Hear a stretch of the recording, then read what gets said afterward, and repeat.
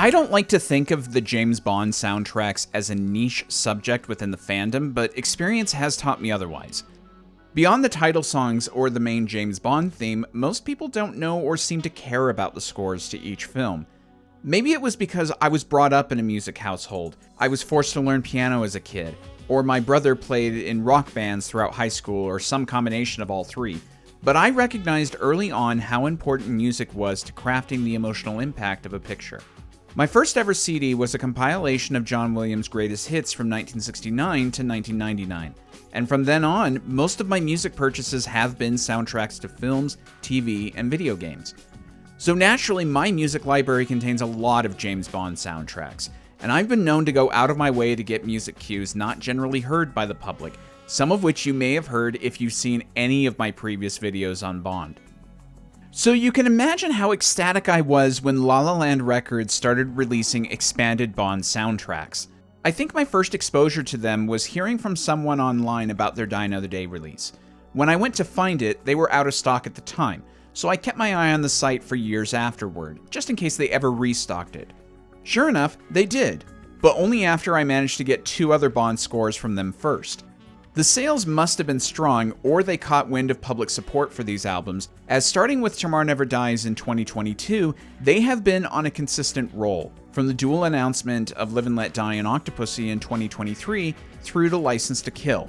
I can't tell you how pleased I am to see Bond music get its time in the spotlight, though this is not the first time an effort like this was done. Back in 2002 to 2003, a lot of the films got expanded and or remastered soundtracks, with only a few exceptions. These were terrific, easily doubling the amount of music we had access to for films like The Living Daylights and Thunderball. But the exceptions became highly desired from Bond fans, most notably Moonraker, The Spy Who Loved Me, and License to Kill, which had very bare-bones releases initially. Moonraker in particular was subject to some notoriety, being the only Bond album I'm aware of that did not include the James Bond theme in some version. There was also a highly circulated rumor that the reason it didn't get the expanded treatment was because the masters were lost or damaged in some way beyond repair. The only reason I figure some fans may have jumped to this conclusion was because of a misconstrued comment on the internet from one of the engineers involved with the project saying he couldn't find them. In any event, I held out hope because we saw several home media releases of Moonraker on DVD and Blu-ray, which boasted remastered audio, so the tracks had to exist somewhere. La La Land Records has brought us 9 releases to date: Goldfinger, Live and Let Die, The Man with the Golden Gun, Moonraker, Octopussy, License to Kill, Tomorrow Never Dies, The World Is Not Enough, and Die Another Day. All except Goldfinger have been 2 CD releases, containing almost all the score for each, and each remastered to modern standards. Some people will claim these contain all the music heard in the films, but don't believe them.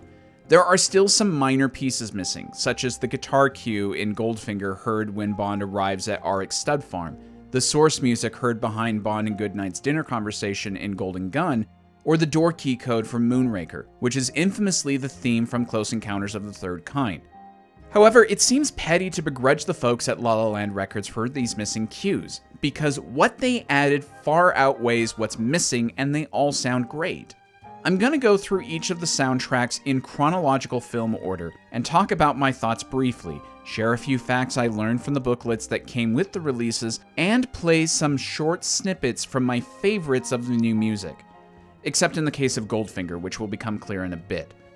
I hope you get something out of this and find a way to show your support for this company, which may perhaps prompt a future release for one of your favorite Bond films.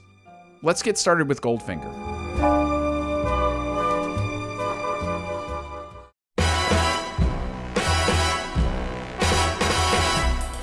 Unfortunately, what has been regarded as the best Bond film by a lot of fans has arguably the worst of these new soundtrack releases. Just in time for the 60th anniversary, Goldfinger's album has 17 tracks, containing the 15 from the 2003 expanded release and providing 2 new pieces: the demo version of the title song sung by Anthony Newley, and a mono version released as a single for Shirley Bassey that contains a slightly different vocal performance than the one heard in the film. These all sound better than they ever have before, to my ear anyway, but the trouble is that none of this is really that noteworthy. Goldfinger has had a strange history with soundtrack releases from the start. The US release only contained 10 tracks, including the instrumental version of the title song, whereas the UK got 14 tracks, though they didn't get the instrumental. The 2003 release simply combined all of this onto one CD. These 2 new tracks are nice to have, but the Anthony Newley demo has been released before on a Best of James Bond CD compilation in 1992 that was a US limited edition release, and the single is, well, the single from the 60s. I came across a post on Reddit from one of the people involved with the release who apologized for the lack of new unique tracks. All of the others have included things like unreleased demos, alternate takes, or new cues, but after doing their due diligence, they claimed they couldn't find anything. That's pretty heartbreaking, but I can imagine any number of reasons why there isn't a lot of unused material lying around anymore. In any event, it's nice to have all this music in one place now, and it all sounding like it belongs on the same album. Plus, these new booklets are often written by noted Bond music scholar John Burlingame, who wrote an entire book on the subject once, and they're always appreciated. Maybe these facts were widely known to some, but I learned that the first person to hear the title song was actor Michael Caine.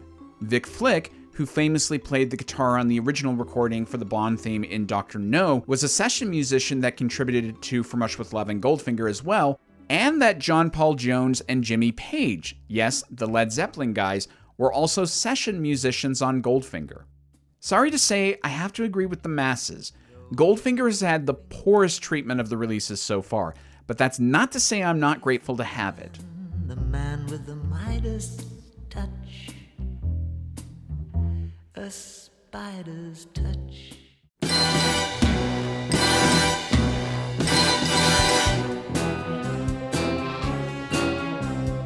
For Roger Moore's first Bond film, the music baton was passed to Sir George Martin. John Barry was busy writing some musicals at the time and was only too happy to let someone else have a turn at 007.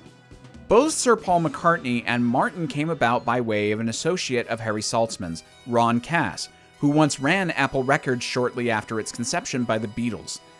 Paul wrote the song first, and it came together rather quickly. Martin stayed on to provide some extra music for the voodoo sequences, which eventually snowballed into writing the rest of the dramatic underscore. This was not a stretch for Martin, not only because he had already done some films in the past, but because he already had a close association with James Bond. He produced the Matt Monro track for From Russia with Love, and had been friends with John Barry for some time. So he knew what he was doing and churned out one of the most unique scores in the series. Not gonna lie, Live and Let Die contains some of my favorite music in the franchise, so I was looking forward to this one. Thankfully, I wasn't disappointed. Not only did it include the original album on the second disc, a trend for these Bond albums, but it included 6 alternate or extended takes on some cues, including the boat chase and the Fillet of Soul music. Here's some snippets of those tracks, along with a few other of my favorites.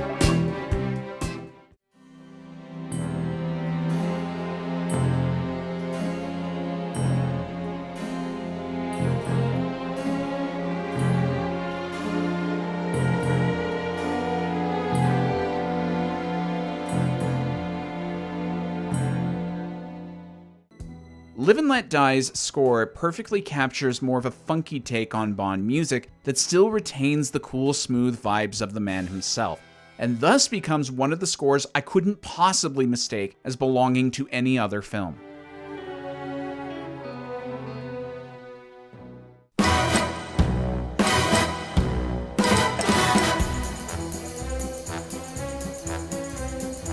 Golden Gun was actually the first John Barry score I ever got, and while there were definitely some great bits missing, I can't say an expanded release was at the top of my wish list.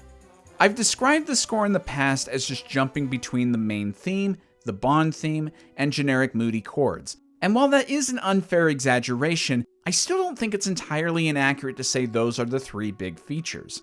Barry really didn't have a lot of time to come up with either the score or the title song, so this was a fast-paced effort.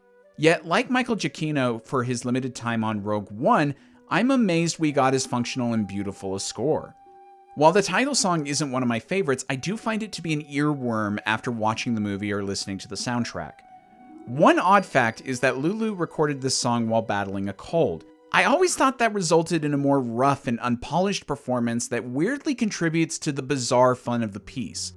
The expanded release treated us to quite a few noteworthy bits, such as Bond's entrance into Macau, searching Andrea's room, the tense climax with retrieving the Solex, and the fun bit with the Live and Let Die theme reprise.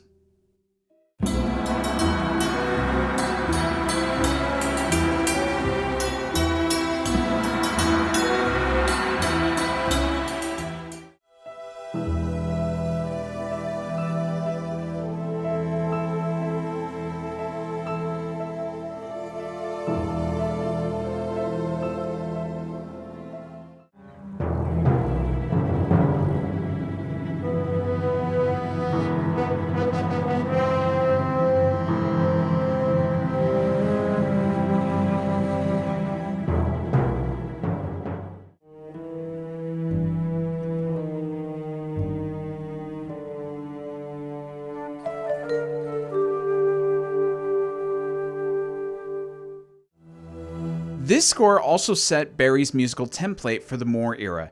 He must have felt a conscious pull to help make Roger feel different to Sean. The four films are far more string, woodwind, and horn dominated, mostly eschewing unique electronic sounds until A View to a Kill. While it can make for a fairly standard listening experience amongst soundtracks, I always liked how Barry was trying to prove that a great orchestra was all you needed. There are some touches of world instruments here, but most of the score plays like a standard orchestral affair as opposed to Live and Let Die or Majesty's Secret Service. Even if it still ranks as my least favorite John Barry Bond score, I'll still happily keep it in regular rotation for musical ambience when I'm writing these scripts.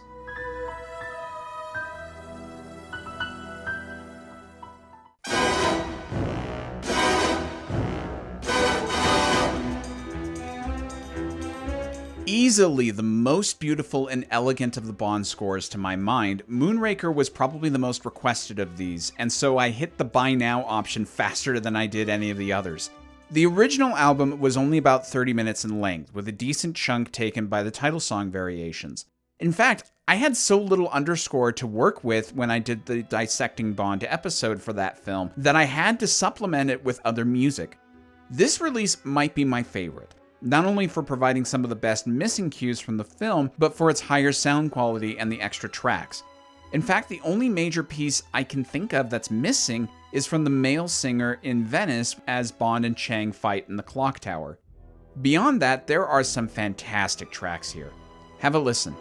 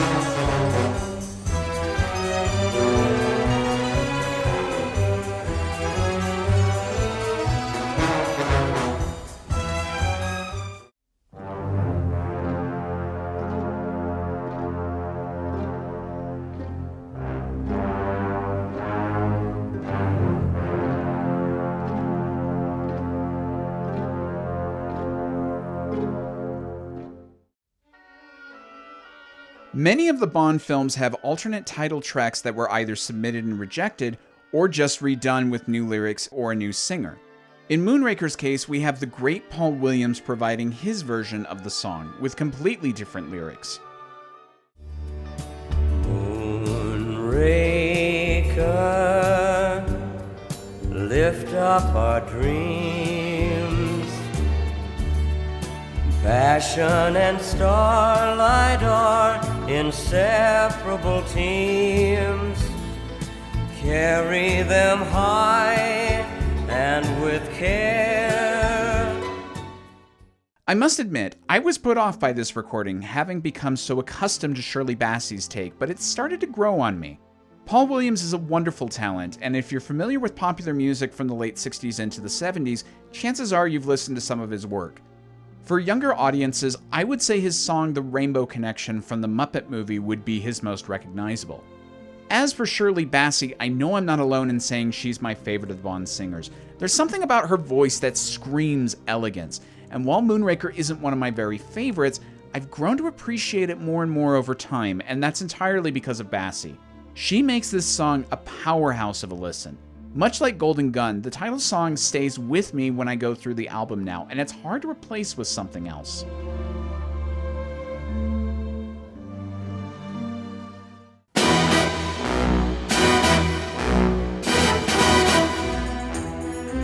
Out of Barry's 4 films with Roger Moore, Octopussy has my favorite of his scores. Sure, it's not as elegant as Moonraker or as striking as View, but I think it's richer in orchestration and musical complexities, as well as captures some of the local Indian music flavor. It's the one score of the 4 that I think refuses to age, and so it has a timeless quality for me. Octopussy has had a few releases, from its original version to the enhanced CD version in 1997 with a few bits of dialogue as tracks, to the 2003 version which just axed the dialogue tracks in favor of just having the originals. With this version, we get a lot of the source music, minus the circus tracks which were licensed from existing music libraries, a few instrumental versions of the title song, several connecting bits of music like the intro to India, and even one of my favorite musical in-jokes which I used to open the Octopussy review.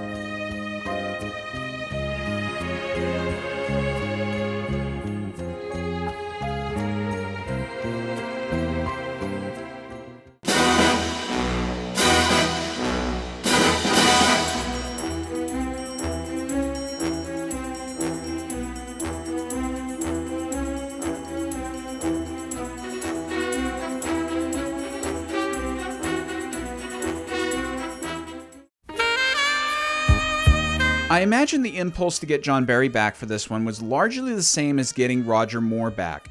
Eon was competing with the legendary Sean Connery that year at the box office, and so the strategy seemed to be to deliver a movie that provided all the comforting tropes and features of a standard Bond film.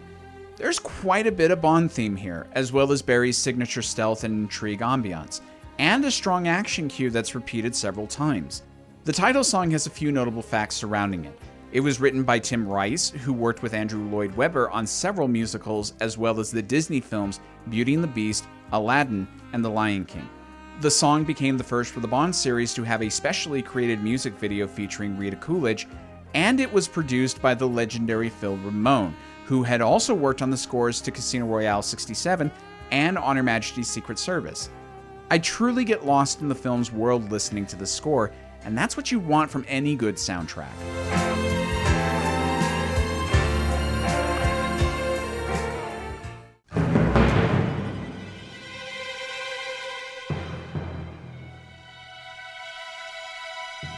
The newest of the releases at the time of this recording, License to Kill is a mixed bag for some fans. I've heard some people say the film's too much like Miami Vice. It's too gritty without a sense of stylish levity, and it's too boring. And I've heard similar comments about the score being equally derivative and humdrum. I can understand the complaints to some extent, especially the Miami Vice observation, but I've always been an unapologetic fan of this film and its score. A lot of that is probably because, while this was not the first Bond film I saw, it was the first that cemented me as a fan, which is ironic given that it plays nothing like a standard Bond adventure for much of its runtime.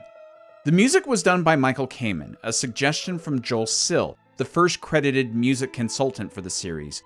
In fact, I imagine he's why License to Kill features more outside talent for a single Bond film than ever before, including Jimmy Duncan for the calypso music for Leiter's wedding, Tim Feehan's Dirty Love, which serves as the music for the bar where Bond meets Pam, and Patti LaBelle's If You Ask Me To, which plays over the end credits.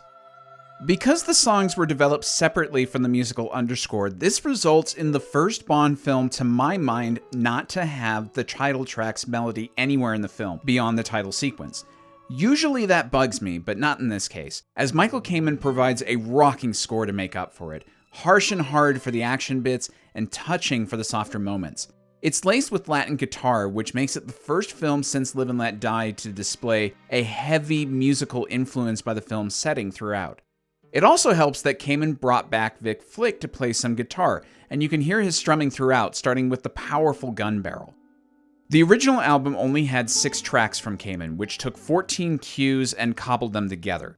It does a lot to cover the best bits, but it's sad not to have them as separate pieces, which makes License to Kill nearly match Moonraker in the disappointment camp surrounding its first commercial album release. Thankfully, this new version rectifies that mistake. Here's a few of my highlights.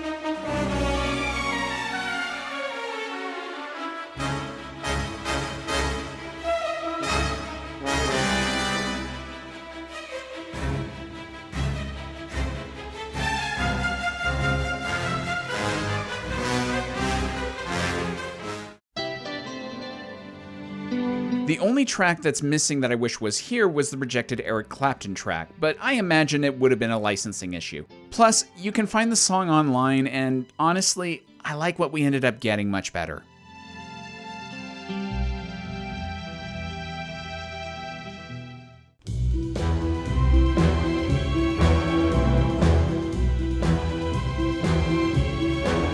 For many 007 fans, David Arnold is the only composer besides John Barry that comes to mind, and that's not just because he held the post for over a decade. It's because Arnold is a true student of Barry, so much so that he longed for a chance to do a Bond score and made sure everyone who could have put in a good word for him did. He got to see an advance copy of GoldenEye's original teaser trailer, and told the head of MGM Music he wanted to score one of the next films. There are several additional accounts of how Arnold came to the attention of the producers, from a personal recommendation by John Barry to a CD store clerk recommending one of Arnold's scores to Barbara Broccoli. However it came about, I think we got something remarkable here, as Tomorrow Never Dies is my favorite of his 3 Brosnan scores. Like Octopussy, Tomorrow Never Dies has an interesting history of soundtrack releases. It echoed Thunderball in a key way. About half the score wasn't ready in time for the first soundtrack release, so most of the music is from the first 2 acts. After that, there was an expanded version in 2000, which still lacked a few cues. The most complete way to hear the score before the 2022 release was an isolated score-only track on the DVDs and Blu-rays of the film, which is fine but not entirely satisfactory. This expansion is absolutely wonderful, not only providing just about everything from the film, but also including some great bonus tracks, most of them being alternate versions of existing cues. The most interesting of these are 2 tracks that were done as demo versions for a sort of audition for Arnold. He was given the pre-title sequence to score, and while the final version is largely the same, there are some notable differences here.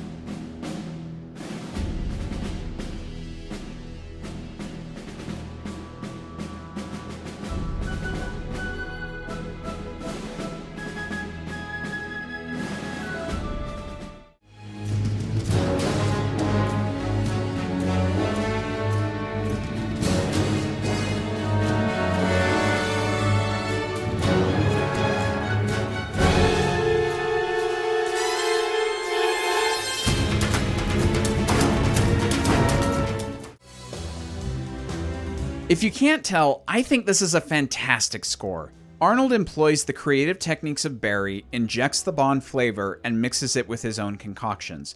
For example, he knew he wanted a musical theme within the film's DNA, just as Barry did for each of his entries. Even though he knew the title song was a coveted position, he went ahead and created his own submission with veteran Bond lyricist Don Black, auditioned it for the filmmakers, and scored most of the movie with it. The tune was eventually replaced with Sheryl Crow's song, a fine effort to my mind, but I'm very much in the camp that feels Surrender is the true theme to the film. An amazing effort from La La Land Records here.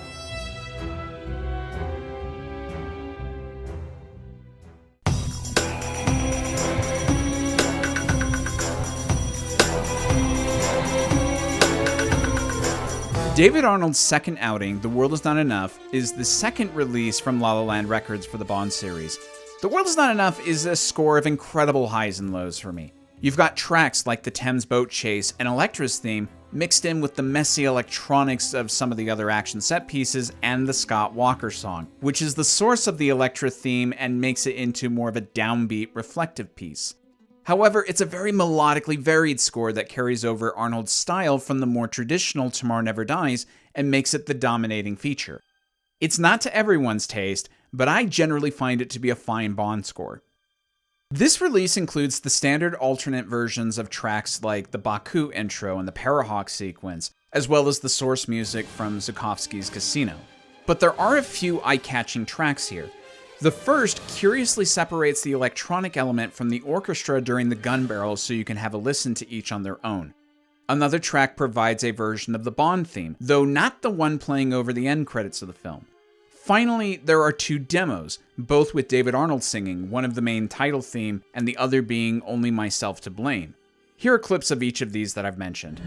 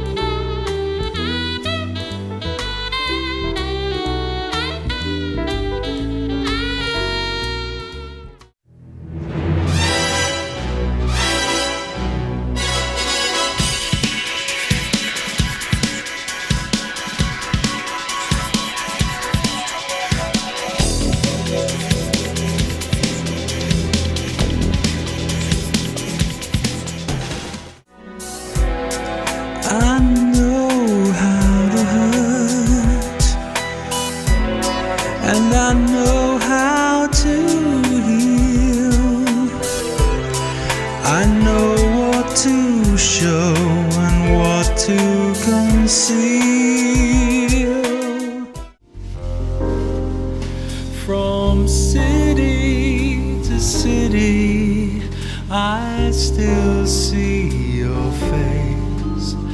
It follows me round all over the place. Whether you like the score of the film, both or neither, I think it's safe to say this release is a nearly perfect offering of the music, for better or for worse. If nothing else, get this album for the excellent booklet from Tim Grieving, as he provides some fascinating insights into both Michael Apted's and David Arnold's approach to the film.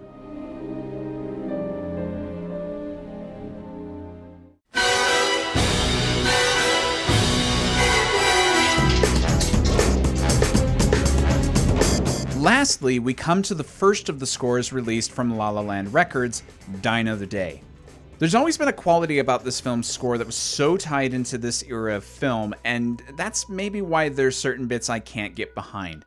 Arnold talks about this in the booklet, admitting he was following a trend of the time, which was similarly employed by both editor Christian Wagner and Madonna for the film, which I'm going to label chopped up souffle.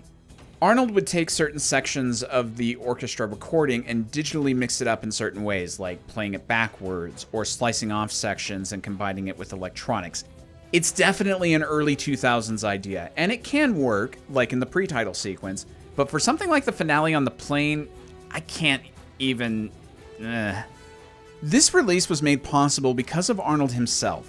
The tracks were taken from his own set of analog tapes of the soundtrack, which were converted to digital archival standards for the CD. That does mean that not everything from the film's music is here, most notably the Madonna song, its two remixes, the Clash song London Calling, and the Oakenfold remix of the James Bond theme. However, I think we got something more valuable here, as it's pretty much solely Arnold's material. That includes his original submission for scenes like Gustav Grace's entrance, the wheelchair access, and the party mix, which was replaced by a remix of the title song. It also contains some of my favorite missing cues, like some of the stuff from Cuba and Bond's escape from MI6.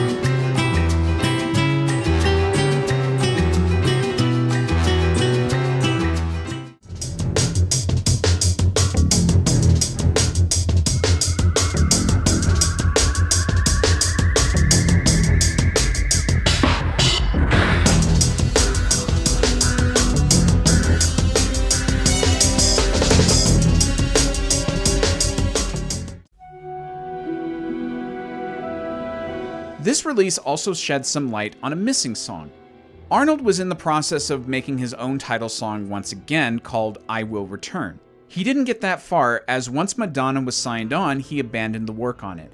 However, some of the melody he came up with became thematic DNA to bits like the ice chase and the peaceful fountains of desire scenes. He even went on to reuse some of the lyrics in his song No Good About Goodbye, which Shirley Bassey sung in 2008, and which many people are convinced is a rejected song for Quantum of Solace. Regardless, this release set the stage for the rest of the La La Land Records Bond catalog, and thus it deserves a special tip of the hat.